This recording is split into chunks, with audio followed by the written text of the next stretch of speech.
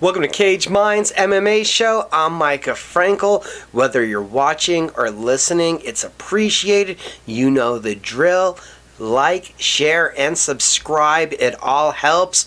Also, you can help by supporting Cage Minds, picking up some apparel at nmproshop.com. The new logo, the new design, it's out. A little bit updated. Got the hoodies, the t-shirts. Still got the original, just the logo. Hoodies, t-shirts, beanies, and on the coffee mugs. Again, that's nmproshop.com. The YouTube channel, if you're listening, is Cage Minds MMA show, and if you're watching and you haven't listened before, Cage Minds is wherever you can listen to all the interviews and the podcasts that go up audioly and with the videos everywhere. Now on social media, keep up with what we're doing. Cage Minds Combat Sports News on Facebook, at CageMinds_CSN for Combat Sports News over on Instagram. A little too long to fit the whole thing. And the original at Cage Minds MMA on Twitter. Also involved in a couple other podcasts. So you can hear me on Mike Adams 2.0. That's every Saturday morning on ESPN Radio, and the podcast everywhere you find yours. And not to mention doing 2 podcasts on the After Hours Podcast Network. Pro Wrestling After Hours and MMA After Hours, both alongside Mr. Michael Carlisle.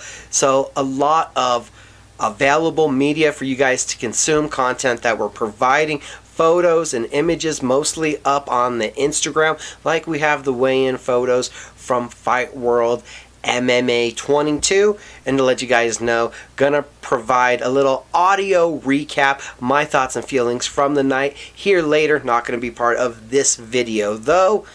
So we'll get to business. Welcome to the show. It's time to talk about last week's fights. Start out with UFC Vegas 48 light heavyweight main event. Johnny Walker, Jamal Hill. We expected this one to end in spectacular fashion, and it did just that. Hill with the first round knockout. Johnny Walker, a lot of dedication, a lot of evolutions to his game. You saw that he had changed camps, moved from Vegas to Ireland. The man was globally in search of finding the answers to truly unlock his style. Was on a rocket ship to superstardom in his introduction to the UFC. The vicious knockouts, but getting knocked out himself, everything had came back to earth. The last fight, the main event against Thiago Santos, Johnny Walker loses that one because he just didn't pull the trigger.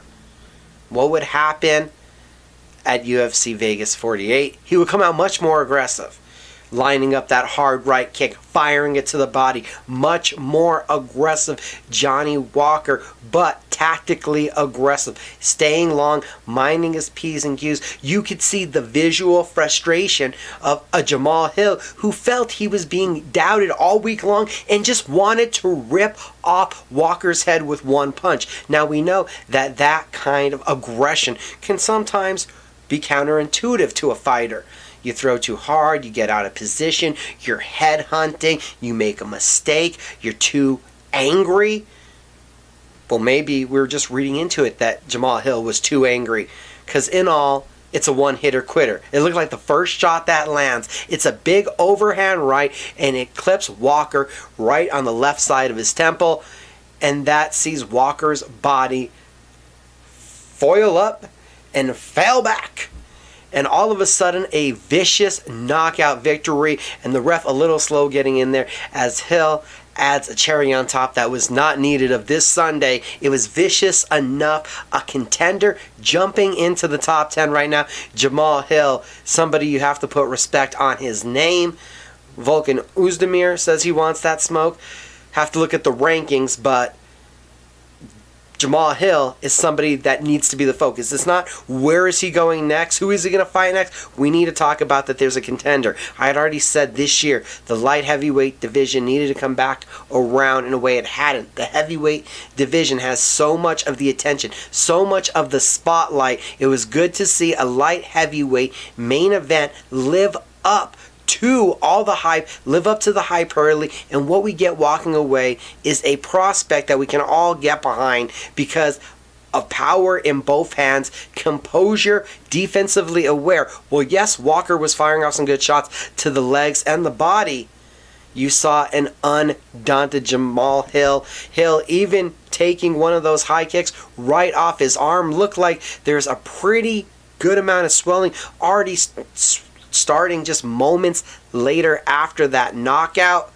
But the night is all about Jamal Hill and getting it done in big fashion. In the co-main event, Kyle Dawkins is able to make Jamie Pickett uncomfortable. When you're the grappler, you can do this to the striker, pressing forward with your strikes and always making the striker wonder when is the takedown coming.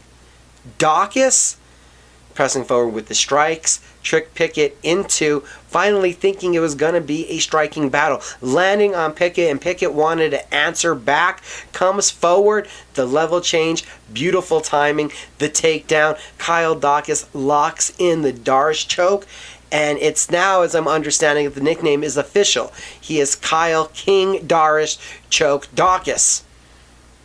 It fits if you've seen his superior grappling ability, the way he's able to chain together submissions, 185 pounds, a spectacular grappler coming up in the rankings. There was a lot of questions after that Kevin Holland incident, and now having a second opportunity in a co-main event, Dawkins cashes in a big way, and that ceiling of expectation, it definitely rises, and you expect he's going to be fighting for a spot in the rankings in his next one, maybe on a pay-per-view card, maybe he gets another fight night co-main event, but he definitely impressed. Always impressing and seeming to be timeless. Jim Miller defeats Nicholas Mota. Nearly got finished in the first round. Clobbered with a right hand, staggered but not down. Looked like he could have been out on his feet. It's a battle of the right hand for Mota versus the Miller leg kicks. Miller starting to wear down the Brazilian as the round wears on. Into the second round, Miller changes the game, explodes in on a right hook, drops Mota, the ground and pound for the finish, 40th time in the octagon. Jim Miller, timeless, and he said after fighting this prospect, he'd like a matchup with a veteran, either a rematch with Cowboy Cerrone or Joe Lozon winner, and he'd like to fight in front of a big crowd again. Miller's last couple have been there at the Apex. Joaquim Buckley versus Razak Ahasan. Thought this was going to be can't miss fireworks with a knockout of the year potential, fight of the year kind of caliber stuff with two heavy-handed, explosive knockout artists.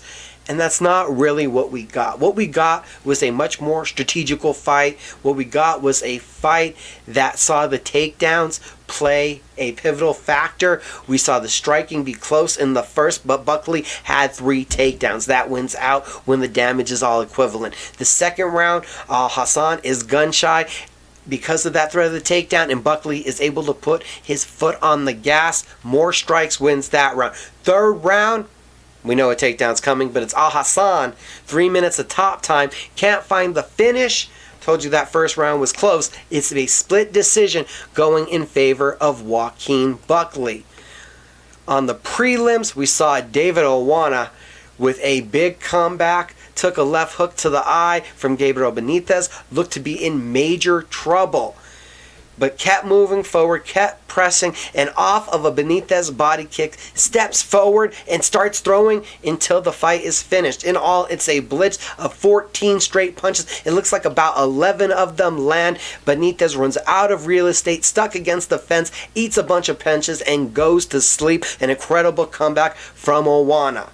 In women's bantamweight action, Stephanie Eager gets pushed against the cage by Jessica Rose Clark. Clark wants to take this one to the ground. Eager hits the judo toss, stepping through scarf hold position, transitions to an arm bar. The tap in the first round. Spectacular stuff there from Eager.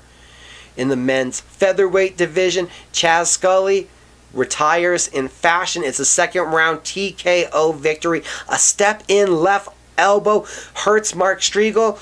He is able to land a knee off of a break from the clinch. Striegel goes down. Skelly with the hammer fist to the finish. retires in style.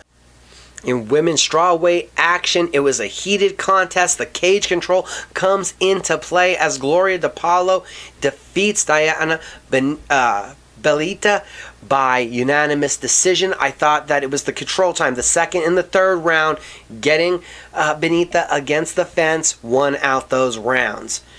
Chad Angler, one of the better finishes of the night, defeats Jesse Streeter, a vicious left hook. We're talking about one hit quit there in the third fight of the night. The second fight on the card, we saw a unanimous decision victory for Jonathan Pierce. Expected him to do so, but Christian Rodriguez made him work for it. 6 takedowns, 11 minutes of control time. It was not an easy one. Now 3-0 since dropping back down to 145.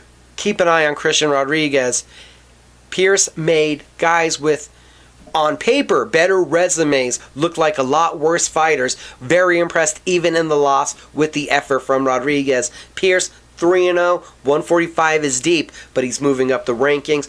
And Mario Batista, it's 72-42 in strikes and 4 landed takedowns to defeat short notice opponent Jay Perrin to open up the UFC fight night. Now also on Saturday night we had Bellator 274. Logan Storley, Neiman Gracie in the main event, top 5 welterweights. Storley had lost a split decision to Yaroslav Amosov. He comes off of the split decision loss to Dante Shiro, not looking as crisp, as clean as he did in the loss. Neiman Gracie, he had lost in some big fights. He was on a win streak. I honestly thought that Gracie would be the smoother, more proficient striker in this matchup, and that would make the difference because Storley, the wrestler, was not going to want to take it to the ground with Gracie. That much was true. Storley, while he would throw Gracie to the ground, would not want to play there, nullifying any of the takedowns.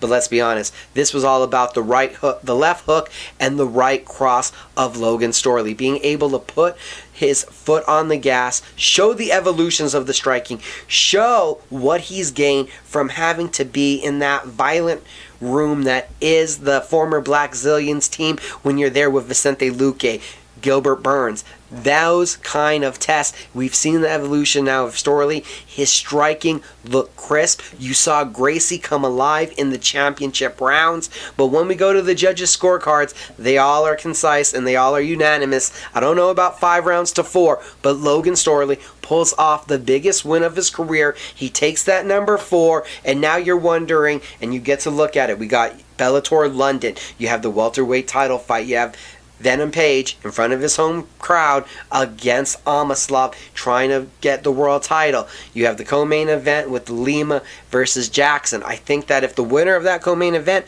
pulls off something spectacular, they probably jump into that number 1 contender spot. But if it's not, Logan Storley could be the next guy up. 12-1, a great victory.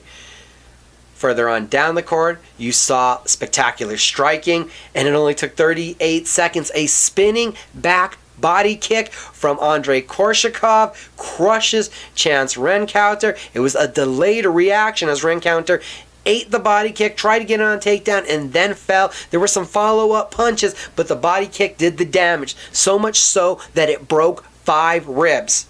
Andrei Korshakov, we'll have news on him in just a moment, but believe me, he's going to be back in a big fight quickly. Davion Franklin, still unbeaten, and this time he goes the distance. A wrestler forced into striking and forced to do it for 15 minutes. We saw jabs, we saw body kicks, we saw the cardio, we still saw the ability to get takedowns when he needed to. The first decision win of Davion Franklin's career, still unbeaten, proving to those who didn't believe it going in against the Said Soma, who is coming off of the victory over Vitaly Minakov. Franklin showed that he deserves to be in the top 10 of these Bellator rankings, and it's only up from here after this main card debut. A lot of impressive work there from Franklin, who, again, handful of fights in his career. So much experience needed to be gained, and he showed great levels to his striking game. So Bellator, You also saw Nick Brown with the 2 right hands, then out grappling, taking Mondo Nall's back and landing the ground and pound on the prelims.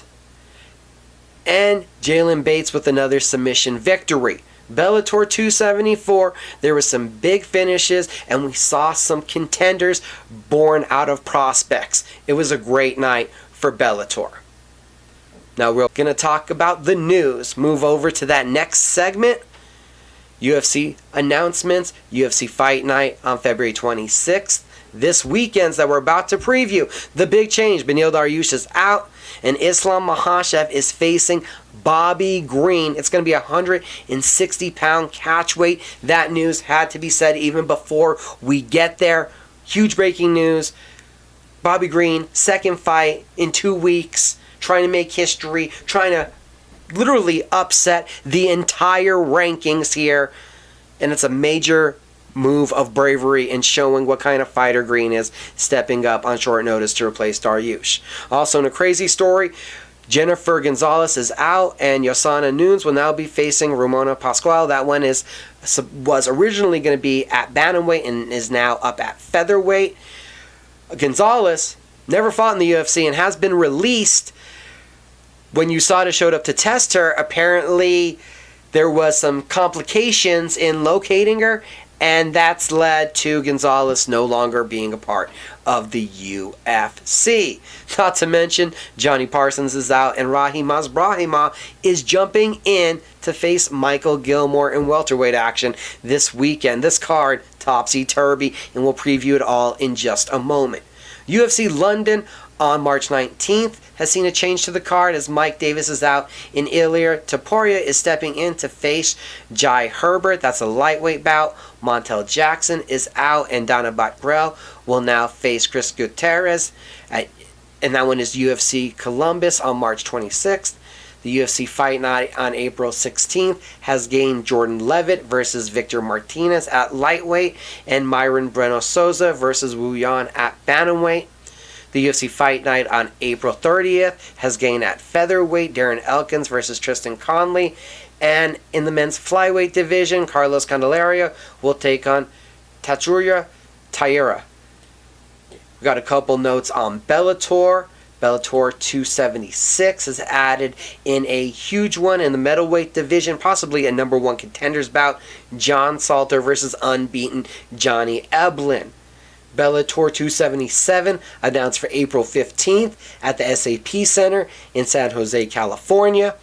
Featherweight World Championship rematch is the headliner, and it's AJ McKee defending against the man he took the title from, Patricio Pitbull Freire. And the other main event of the card will see the finals of the Light Heavyweight World Grand Prix as champion Vadim Nemkov battles Corey Anderson. The winner takes away the world title, the Grand Prix title, and $1 million. Bellator London has 2 additions. Lyoto Machida is going to be taking on Fabian Edwards at middleweight. And at 175 pounds, Paul Daly's opponent has been announced, and it'll be Andrei Korshakov. LFA has announced that March 11th they'll be in Rio de Janeiro, Brazil. It'll be the promotion's 2nd trip and 3rd event in the country. Main event is a featherweight title fight. Johannes Brahano will take on Rafael Barbosa for the vacant championship, and the vacant welterweight title is on the line as Gabriel Bonfim and Cuomo Otani battle. Both guys were in the LFA one-night welterweight tournament at LFA 112, and both were injured and unable to continue. Now, Eagle FC has announced March 11th, Eagle FC 46. Couple names that you guys will recognize there. The main event, Albuquerque's own Diego Sanchez, the original Ultimate Fighter, taking on Kevin Lee, and it will be at 165 pounds. Being said, that will be the super lightweight division. Heavyweight title fight, we'll see Eagle FC heavyweight champion Rizan Kuniev against UFC vet Anthony Hamilton. Albuquerque's Ray Borg takes on Bellator vet Ricky Bandejas. And UFC vet Ipika Sanganay will take on Ramid Magomed Daliev. From the news of the last week to this weekend's fights. Start off with what's going on UFC Fight Pass, because Thursday night they have Roy Jones Jr. boxing. Friday morning from Singapore, Bleacher Report has the main card. You have one championship, Full Circle, 3 world title fights. The main event, 2 division world champion Renee Ryder, 14-0, defends his middleweight championship against 1 welterweight champion Kareem Abasov. And the 1 heavyweight kickboxing world title is on the line as Roman Kalakia faces Murat Aygun. And then in your third and final world title fight, it's Murat Pechindmi and Jamal Yusuf battling over the 1 Super Series Muay Thai Featherweight world title. Plus, you'll also see the trilogy bout between former world champion Angla Nsang and Vitaly Bigdash. Then on UFC Fight Pass, later in the evening, or later on in the morning, you have UAE Warriors 25 from Africa. That's about Friday mid-morning that you can tune into Bellator 275. It's Bellator from Dublin, Ireland. It's live main card on Showtime, 4 p.m. Eastern. That's 1 p.m. Pacific. Going live overseas. Good to see Showtime not just forcing us to watch it on tape delay, giving people the opportunity to check out Bellator 275 live. Middleweight world title fight in the main event. Gegard Mousasi defending against undefeated Austin Vanderford. Mousasi a 3-fight win streak. The split decision over Lyoto Machida. Let's be honest, Mousasi did more damage than that one. Beat Douglas Lima for the vacant middleweight title. Shut down Lima's attempt at infamy. And then defended it against John Salter recently, taking Salter down and showing the tooth of the Mousasi ground game. 6-1 so far in Bellator. In this run, it's been incredible now seeing Mousasi win the title twice. The defense, but he did lose it against Rafael Lovato Jr., having his ground game ultimately put to the test. Austin Vanderford, hard-nosed wrestler, aggressive jiu-jitsu. His last 2 wins, decisions over Vinicius de Jesus and Fabian Edwards. He's going to have to get past that Mousasi jab, try to get on the legs, and Vanderford's going to want to get on top position and look to ground and pound Mousasi. We've seen that be the one chink in the armor that Mousasi's had in this Bellator run, but with 5 times as much professional experience as Vanderford, it's easy to understand why Mousasi, at this point, has to still be a heavy favorite. He is light years ahead of Vanderford as far as fight IQ and as far as striking acumen. Now, if you want to use athleticism and sure raw horsepower, Vanderford definitely would get the checks in those categories. But being there and having done that, I think matters so much. And the experience, again, 5 times is in favor of Mousasi. So 5 times over, I'm picking the champion to retain the title. Co-main event is now a women's featherweight bout between Sinead Kavanaugh and Leah Mccour. That one bumped up after the original co-main event, Peter Quilley having to pull out this week. Karrion Clark, 4-0, 2 wins by rear naked choke versus Abu Tamarka is also on the main card. Tamarka, 7 wins, 6 by knockout. Kashid Magomed Sharipov, yes, a relative of that Magomed Sharipov. He's 6-0, 5 finishes, 3 submissions, 2 knockouts. Going to be taking on an 11-1 Jose Sanchez from Spain, 3 wins by rear naked choke. Unbeaten Jornel Lugo kicks off the main card with quite the test, taking on 22-fight vet Brian Moore. We know that Moore has very slick striking. This one should be fun staying on the feet. On the prelims, there's 3 nuggets of gold that I want to circle.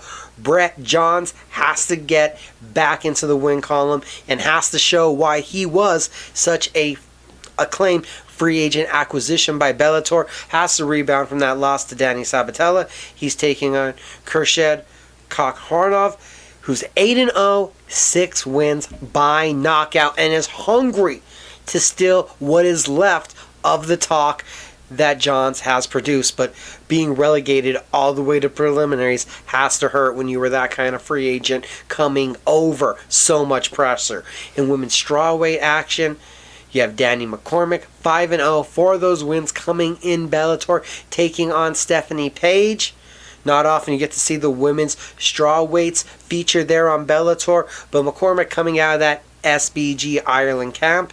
And Drog Kelly makes his pro debut, 8 wins according to Topology, all finishes as an amateur against Junior Morgan, who's 3-0, all 3 wins by finishes as a professional. So that's mid-afternoon Friday, Bellator back-to-back weeks, and here is a world title fight.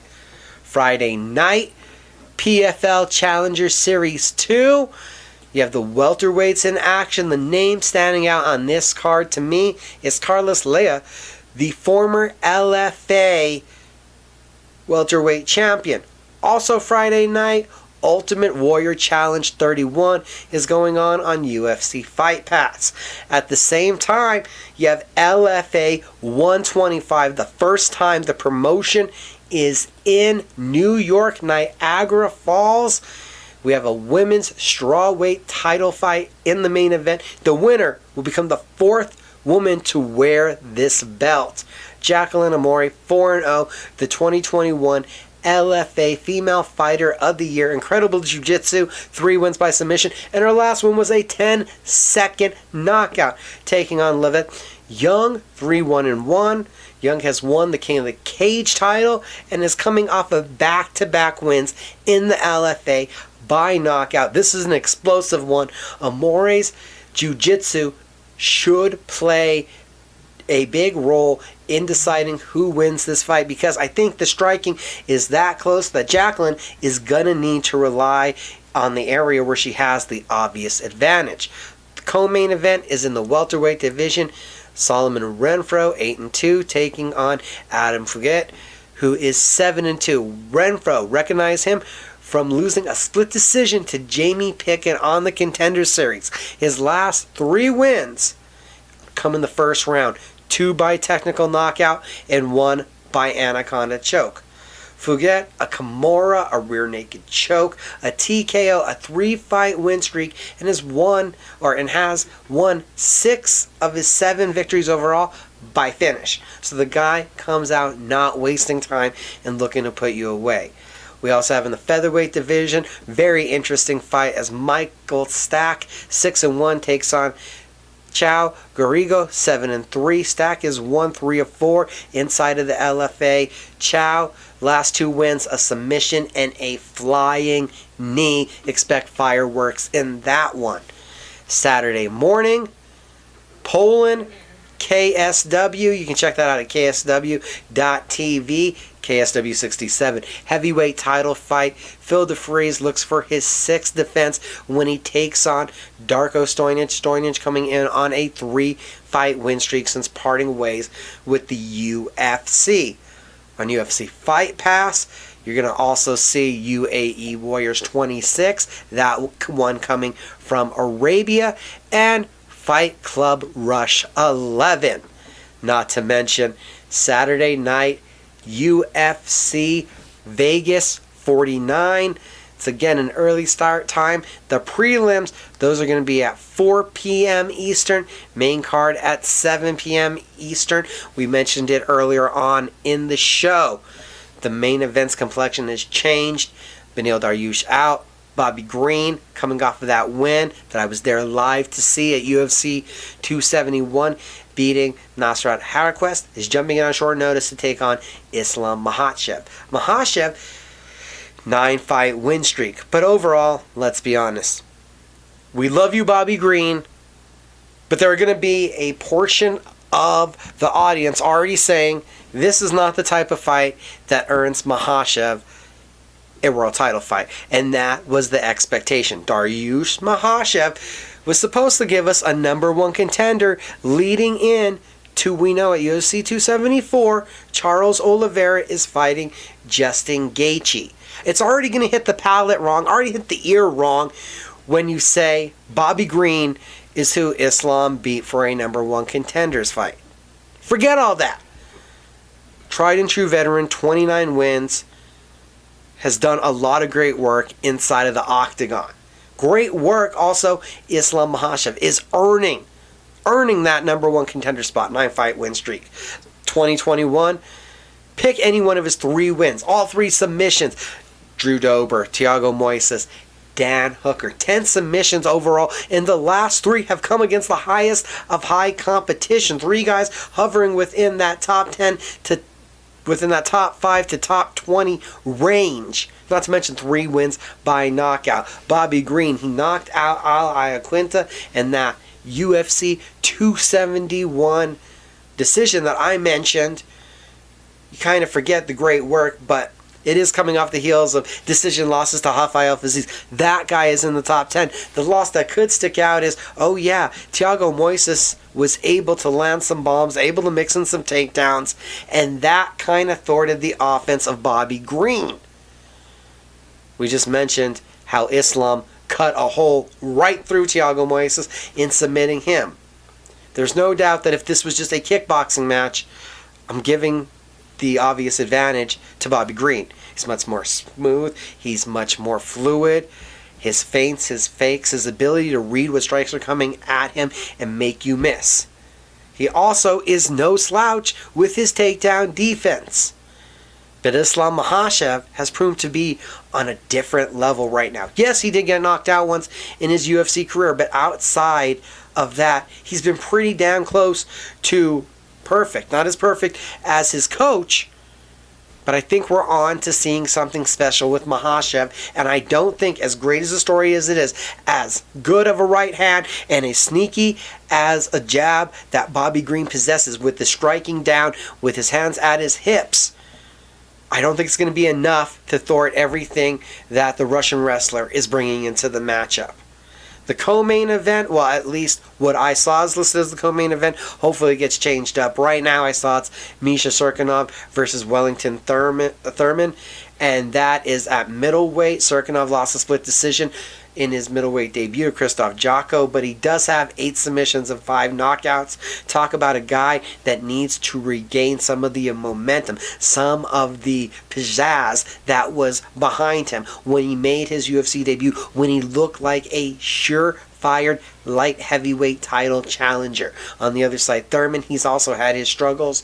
2-3 inside of the UFC with 2 losses by first round knockout, but he does have 7 submissions and 4 knockouts of his own right, coming off of a split decision win over Sam Alvey. I really think whoever gets on top position in the grappling is going to come out in the better of this one, and as far as it goes on the feet, it could just be ugly.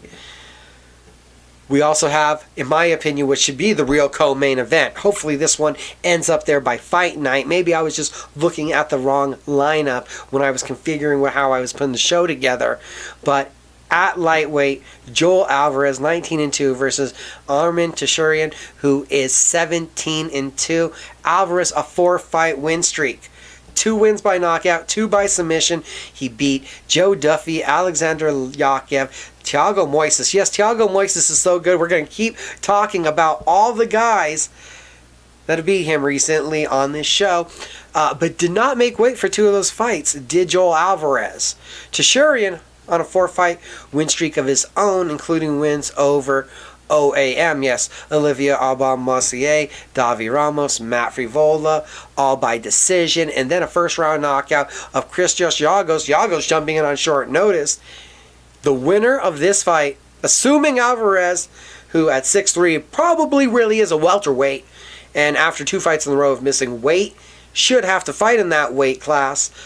Nonetheless, the winner here is knocking on the door at 115 pounds. I'm taking Tashurian because I just can't trust Alvarez to make the weight, but both guys, a lot of pluses, a lot of great striking that they offer up. Alvarez threatens with his submissions because of that incredible length. Tashurian, great wrestling skills on his own right. That one, definitely fight of the night. That one, the real co-main event, and hopefully it gets put in that position by the time we get to fight night. Middleweight division, this one also highly appealing. Gregory Rodriguez versus Armen Petrosyan. Rodriguez 11-3, the former LFA middleweight champion, a 4-fight win streak, 3 of those coming by knockout. Petrosyan 6-1, all of those wins by knockout, coming off the Contender Series, getting the main card spot in his Octagon debut. The featured prelim, Ignacio Bahamondes 12-4 against Rong Zhu, 18-4. Bahamondes Contender Series win came by front kick. Last win, the wheel kick of Roosevelt Roberts. In between those two, yeah, there was a loss, but it was a split decision to one of the best technical strikers in MMA, John McDessie. No shame in the game of Bahamondes, who is on the rise. Rong Zhu, he's won 11 of 12, and in his Octagon debut, it was a TKO of Brendan Jenkins, and all 11 of those wins have been finishes. We mentioned it earlier in the show. Romana Pascual is jumping in on short notice to take on Josana Nunez. Nunez, 5 of her 8 wins are knockouts. Pascual, 4 of her 6 wins are knockouts. These two ladies are going to slug it out. At least that's my hopes. The lightweight division also has another treat for us as Terrence McKinney, 11-3, takes on Fars Zamin, who is 12-3. Come on, you remember the dynamic Octagon debut of Terrence McKinney, a 4-fight win streak. All 4 are first round knockouts. Zamin, back-to-back wins by decision. He's going to have the length and reach advantage here. Both guys, I think, want to keep this one standing. It should be a banger. Women's strawweight action. Goldie Hawn, coming in off of a armbar in September of Emily Whitmire, is going to take on Jin Yu Frey, who's won 2 by decision. Hawn has the more well-rounded ground game, where Frey will look to keep this one standing. Alejandro Perez takes on Jonathan Martinez in the Bantamweight division. Perez is 7-2-1 in his Octagon career and will be the more likely party to take this one to the ground, where Martinez 5-3 in the UFC, 7 wins by knockout. That's half of his wins. And opening up the card, Victor Altamirano, the former LFA 5-weight champion, takes on Carlos Hernandez. Altamirano, a 4-fight win streak. He has, of his 10 wins, 4 different varieties of submissions in those 10 mixed in. And Hernandez comes in on a 6-fight win streak. Ever since losing his pro debut, the man has been on a tear and has found 3 of those wins by rear naked choke. Cut. And we finish up the week on Fight Pass on Sunday. Fury FC 58 heavyweight main event. Austin Lane defends the belt against Eric Langsford. The card will include CFFC, LFA, and UFC vets, Contender Series vets. It's a star-studded card there on Sunday to finish up the weekend of action.